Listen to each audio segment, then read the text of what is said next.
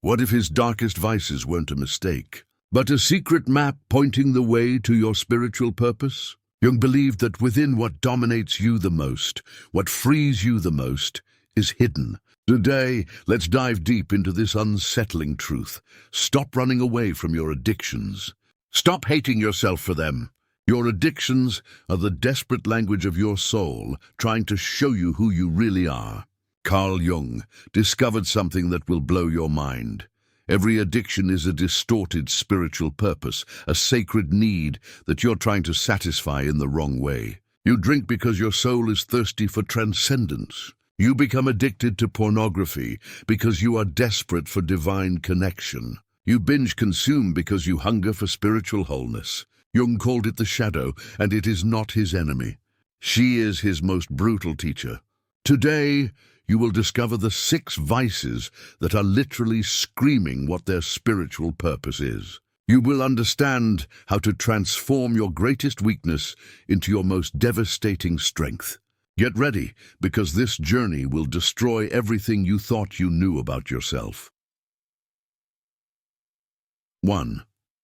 Alcohol addiction. Alcohol isn't just a chemical that you consume. It is a portal that your soul is trying to open to reach altered states of consciousness. Jung discovered that behind every alcohol addiction, there is an unquenched spiritual thirst, a desperate need for transcendence that has been completely ignored by modern society. When you drink, you're not just running away from problems. You are trying to access something sacred that you have lost touch with. Alcohol temporarily dissolves ego barriers, allowing you to experience a sense of oneness with the universe. This is why so many ancient cultures used leavened substances in spiritual rituals. Your unconscious knows this and is trying to get you back home. Carl Jung noticed that alcoholics often possess an above-average spiritual sensitivity. They feel the existential pain of the world more intensely. The disconnection from the materialistic society suffocates them. Alcohol becomes a self-medication for a spiritual wound that no one recognizes or validates.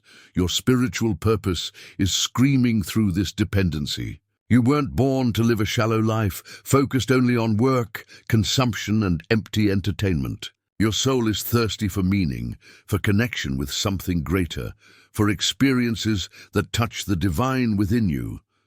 The tragedy is that our culture does not offer healthy paths to this transcendence. We don't have rites of passage, authentic spiritual practices, or communities that honor the inner journey. Then you make do with what you've got. A bottle that promises to take you away from existential pain. Jung would say that his addiction to alcohol is a twisted call to become a mystic, a seeker, someone who explores the mysteries of consciousness. Maybe you should be meditating, not drinking. Maybe I should be on spiritual retreats, not in bars. Perhaps your oversensitivity is a gift, not a curse. Notice the times when you feel the most like drinking. It's when you feel disconnected, when life seems meaningless, when you need courage to face difficult truths. These are exactly the times when your soul is asking for an authentic spiritual experience. Its purpose may be related to helping others find healthy transcendence, to create sacred spaces of healing, to be a bridge between the material and spiritual worlds. Many therapists, spiritual counselors, and religious leaders have experienced addictions before discovering their true mission. 2. Sexual addiction. Your sexual addiction is not about sex. It is about your desperate need to experience divine union, to temporarily dissolve the boundaries of the ego and touch something transcendent. Jung understood that sexual energy is the same creative force that moves the universe, and when it becomes distorted, it manifests itself as compulsion. Behind every compulsive sexual behavior, there is a soul hungry for sacred connection. You are not just seeking physical pleasure, you are trying to experience what mystics call divine ecstasy. Orgasm is the closest experience we have to the dissolution of the ego, to the return to the state of primordial unity. Carl Jung discovered that libido is not just sexual energy, but the life force that drives all creation. When this energy does not find healthy creative expression, it perverts itself into sexual obsessions. Your addiction is signaling that you possess powerful creative energy that is being wasted. Notice the pattern. You seek sex when you feel empty, disconnected, purposeless. It's no coincidence. Your soul is trying to fill a spiritual void through the only transcendent experience it knows. The problem is that without true love, without authentic connection, sex becomes just another drug that leaves you even emptier later. Its spiritual purpose may be related to creation, to art, to the expression of beauty in the world. Many artists, writers, and creators possess an intense sexual energy that, when channeled correctly, produces works that touch people's souls. Your sexual compulsion may be pent-up creative energy trying to find a way out.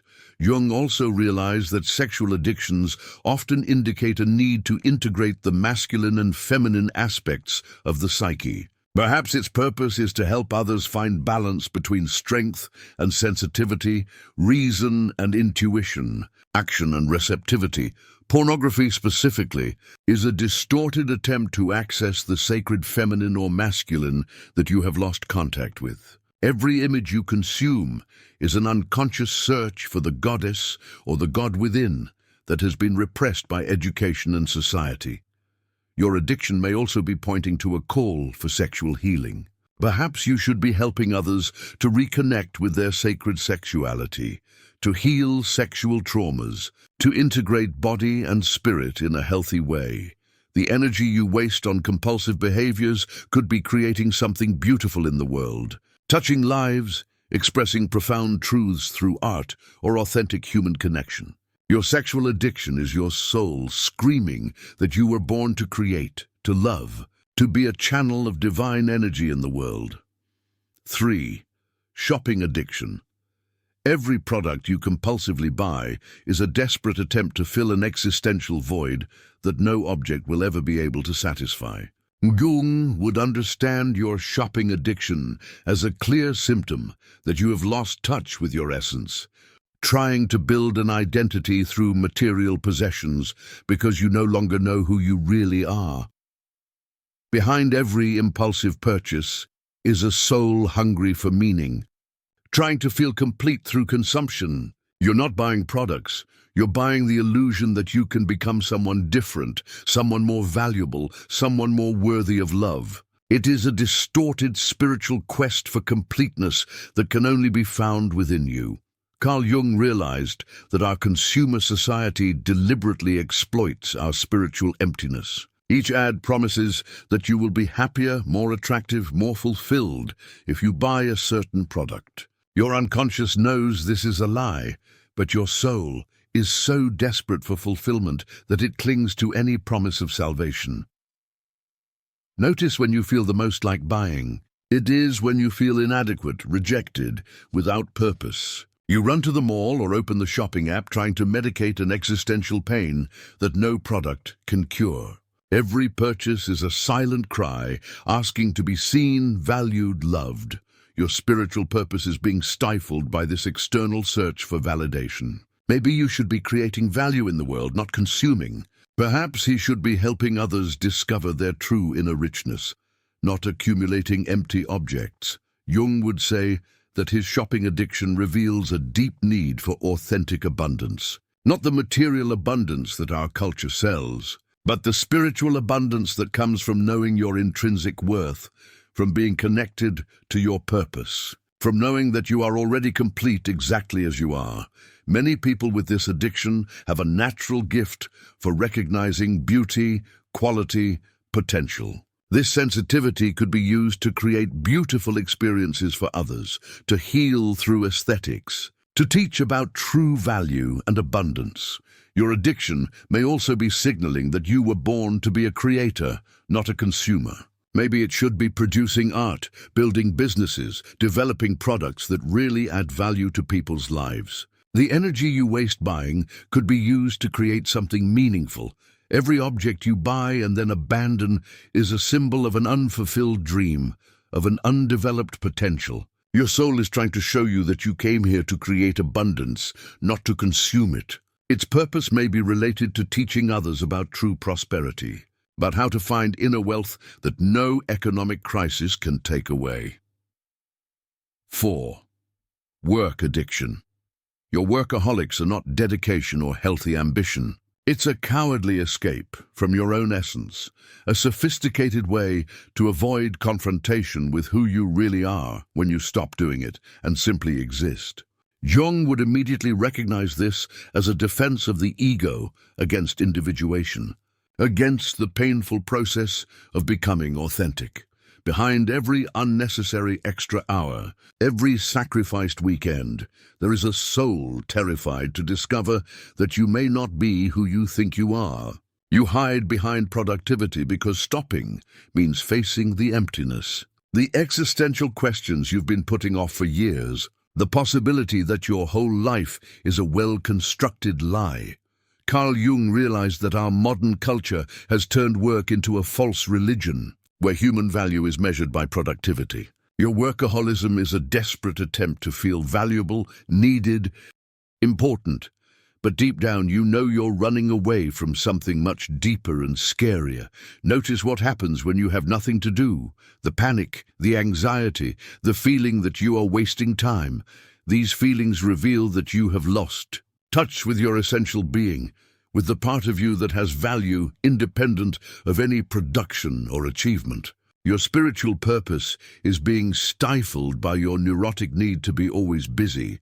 Maybe you should be teaching others about balance, about how to find meaning beyond work, about how to live a fulfilling life without killing yourself working.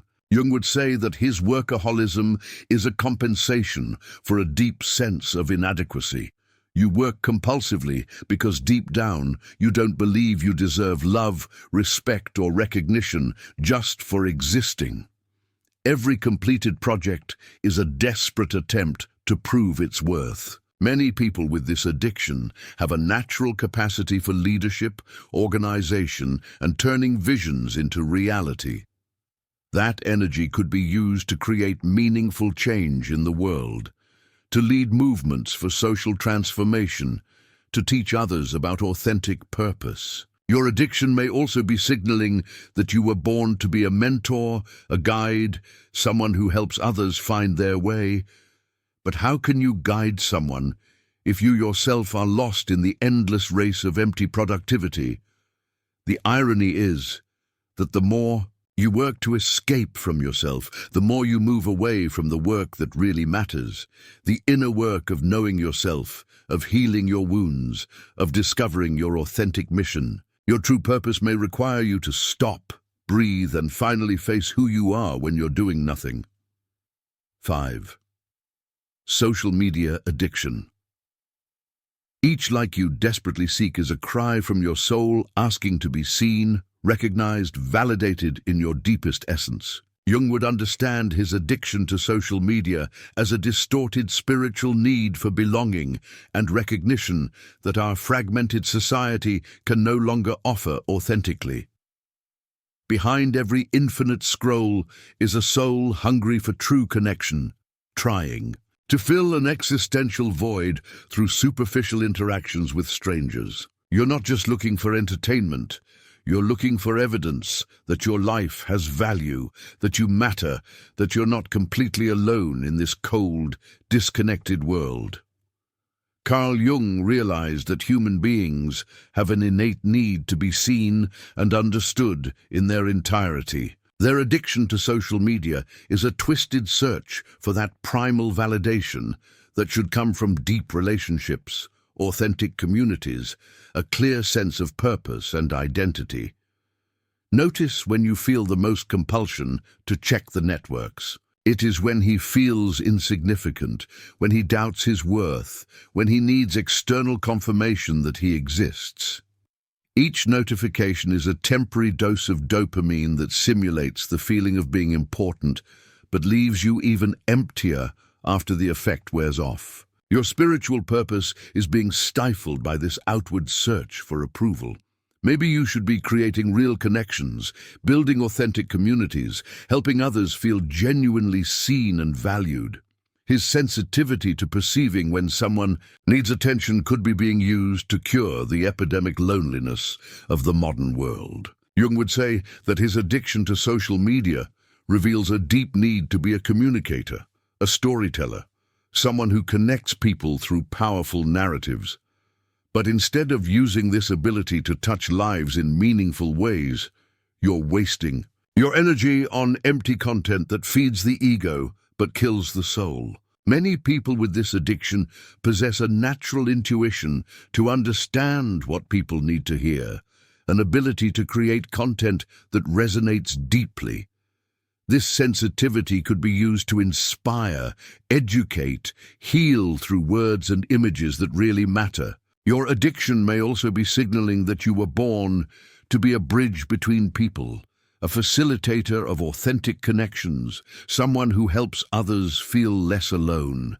But how can you connect others if you yourself are lost in the illusion of connection that social networks offer? The irony is that the more time you spend on social media seeking validation, the further you move away from the real experiences that could give you the authentic recognition your soul is asking for. Its true purpose may require you to step off the screen and into real life, where the connections are imperfect but genuine. 6. Food addiction. Each compulsive bite is a desperate attempt to fill an emotional void that no food will ever be able to satisfy. Jung would recognize your addiction to food as a spiritual hunger in disguise, a primal need for unconditional love that you are trying to supply through the only source of immediate pleasure you have known since birth. Behind every episode of binge eating, there is an inner child hungry for affection, for care, for genuine attention. You're not just eating, you're trying to nourish yourself emotionally, seeking the maternal comfort that you may never have received adequately. Food becomes a substitute for the love your soul is desperately seeking. Carl Jung realized that our relationship with food is deeply symbolic, connected to our earliest moments in life when food and love were indistinguishable. Their food addiction is a regression to that primordial state where being fed meant being loved, cared for, protected. Notice when you feel the most compulsion to eat. It is when you feel rejected, abandoned, unloved. You run to the fridge trying to medicate an emotional pain that no candy can cure. Each bite is an attempt to give yourself the love you don't receive from others or yourself.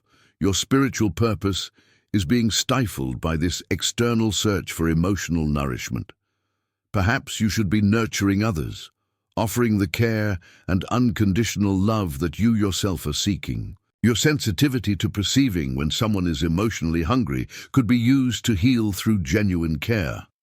Jung would say that his addiction to food reveals a deep need to be a caregiver, a nurturer, someone who feeds people's souls through practical, tangible love. But instead of channeling that energy into caring for others, you're trying to self-medicate through food. Many people with this addiction possess a natural ability to perceive the emotional needs of others, an intuition to know when someone needs care. This sensitivity could be used to work with children, the elderly, people in recovery, any group that needs authentic emotional nourishment. Your addiction may also be signaling that you were born to teach about self-love, about how to nourish yourself in a healthy way at all levels. Maybe I should be helping others heal their relationship with food, body, and self-care.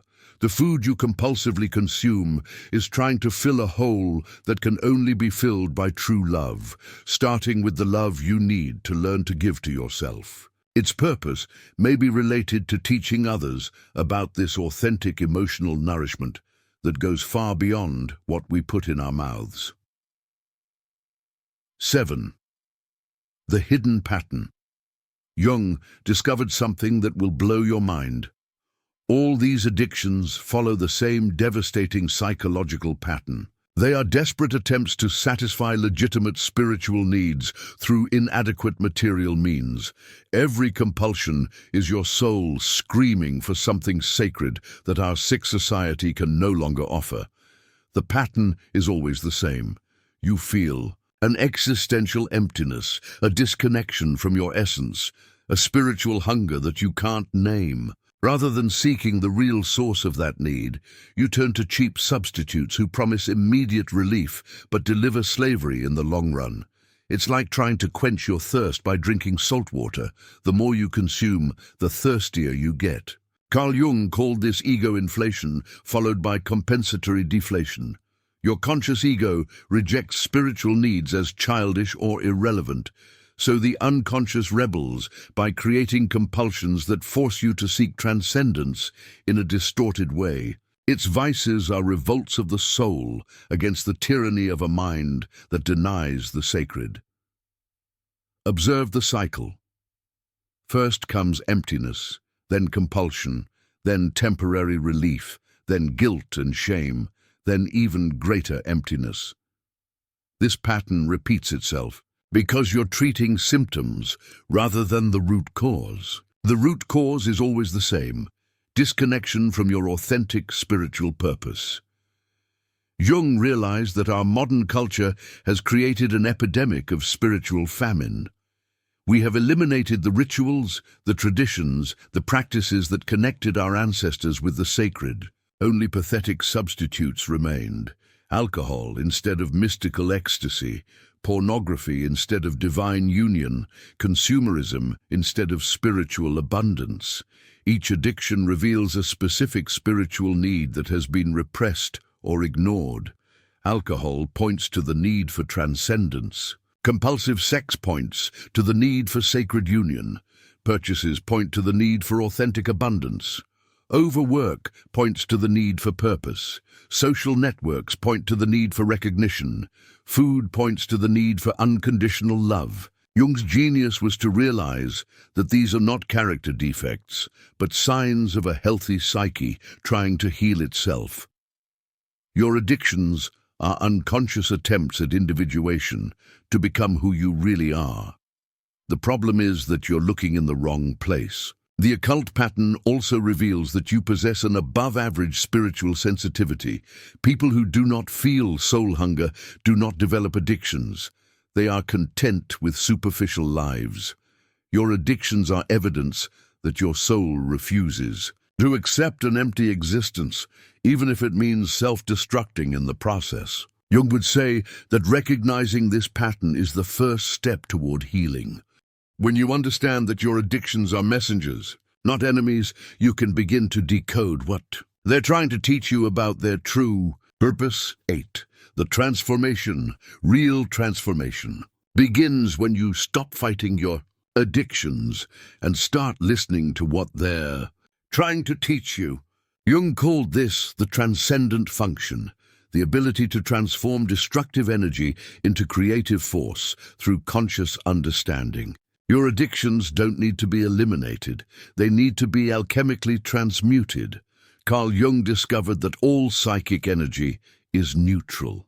It becomes constructive or destructive, depending on how it is directed. The same energy that fuels your alcohol addiction can become authentic spiritual thirst. Compulsive sexual energy can become explosive creativity. The compulsion to buy can become the ability to create real abundance. The process of transformation happens in 3 stages that Jung identified in medieval alchemy. First comes nigredo, the painful acknowledgement that you're living a lie, that your addictions are symptoms of a purposeless life. Second comes the albedo, the gradual awakening to your authentic spiritual needs. Third comes rubedo, the conscious integration of these needs into a transformative life purpose. The transformation requires you to stop hating yourself for your addictions and start being curious about them. Instead of asking, "How can I stop this?"